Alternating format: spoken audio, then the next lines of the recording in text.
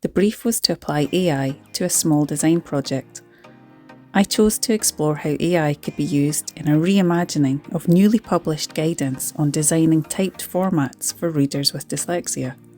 The new guidance, produced by Dyslexia Scotland and the University of Glasgow, is incredibly practical and evidence-based, but accessibility guidance can sometimes feel restrictive to creative designers. I saw an opportunity to elevate the guidance, to make it dynamic, visually engaging, and a resource that inspires creativity rather than constrains it. To reimagine the guidelines in a way that speaks directly to designers and incorporate AI as part of the creative development process. I developed an online interactive version of the guidance that demonstrates, rather than just describes, how different design decisions can affect readability.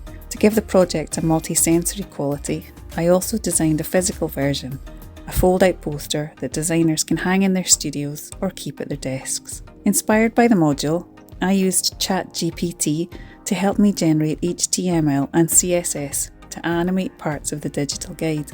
Initially, I intended to focus only on the digital format, but my love for print and tactile and sensory outputs drew me back towards the physical version. Working iteratively between the two formats created a synergy that strengthened both versions. As a designer, I like to follow the rules and break them well, so I approached the project with dual intention, to show what to do and what not to do.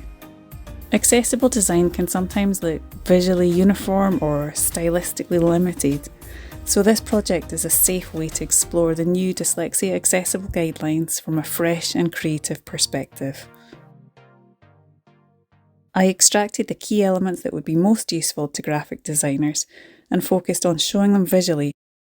With each new command or iteration on ChatGPT, I felt guilty about being wasteful of the Earth's resources, so I've consoled myself that the project does have a social good purpose, with potential to impact people's lives very positively.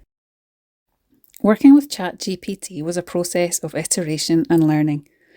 Some of the generated code worked perfectly, other elements needed several refinements or increasingly more specific prompts to achieve what I was envisioning. The limitations of the hosting platform sometimes affected what custom HTML I could actually add.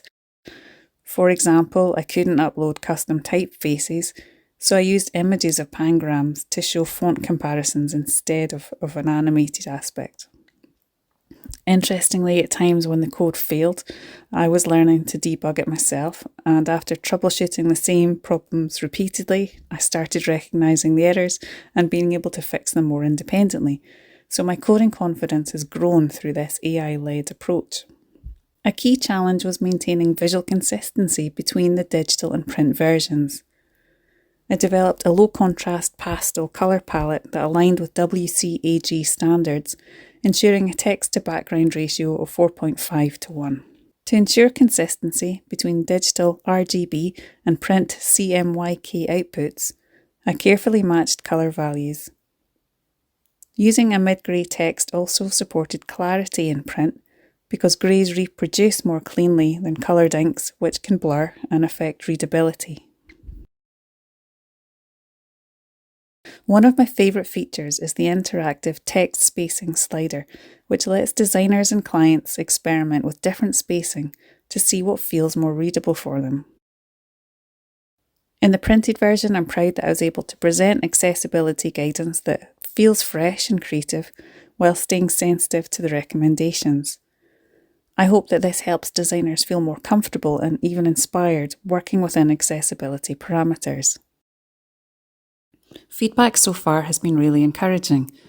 One classmate said that they appreciate how the guidance emphasises recommendations rather than rules, which enables designers to learn through exploration instead of feeling dictated to. They also noted that the interactive elements could help non-dyslexic people empathise with reading difficulties and help dyslexic designers identify their own preferences for fonts, colours or spacing. When I showed the online guide to Dr. Law from the University of Glasgow, who co-developed the original guidance, his response was simply, "How cool." This project has opened up a new dimension in my design practice. I've discovered a genuine interest in web design for the first time and a desire to either develop those skills further or to collaborate with coders in future projects.